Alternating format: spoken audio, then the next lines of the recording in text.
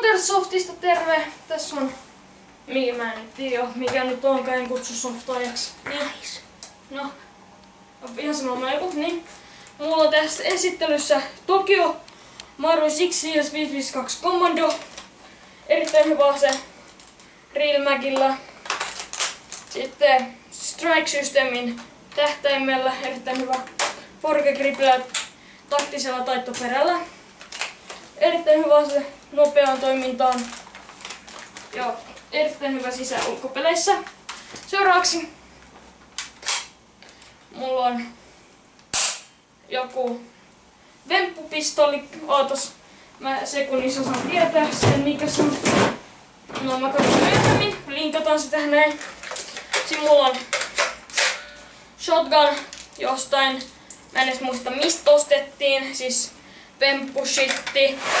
Vois vetää tässä näin poikki ihan väkevä. Sitten lisää tavaraa, meillä on GG:n biokuulia, 4000 kappaletta, tällä hetkellä joku 500 kappaletta, niin paljon pelattu. Mulla on pari akkua, High Cap Magi, 2 kappaletta niitä. Mulla on Tactical Vesti. Tää on mun muistaakseni, taisi olla Miltekin, mä en oo varma. Sitten kun näyttäis mut. Tällainen hyvä pistolikotelot ja kaikki. Sitten on kypärä, hihanauha ja puolinaamari, hanskaa ja kaikkea, mutta joo, tosiaan, mutta siinä oli mun tavarat. Nyt me aletaan puhua tästä meidän kanavasta. Tässä on toinen omistaja. Tadaa!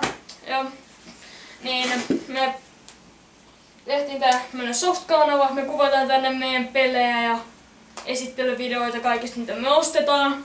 Ehkä unboxauksiakin. Joo, jota pelaajakameraa luultavasti tulee pitämään minä.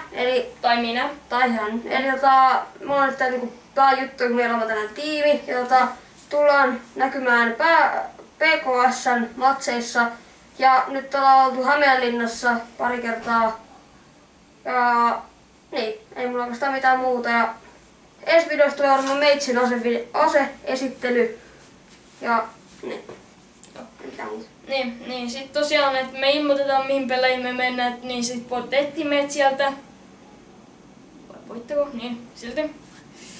No, mutta toivottavasti tykkäsitte videostamme. Lopetetaan tähän näin. Ja muistakaa vielä, tilatkaa kanava. Hei hei! Hei!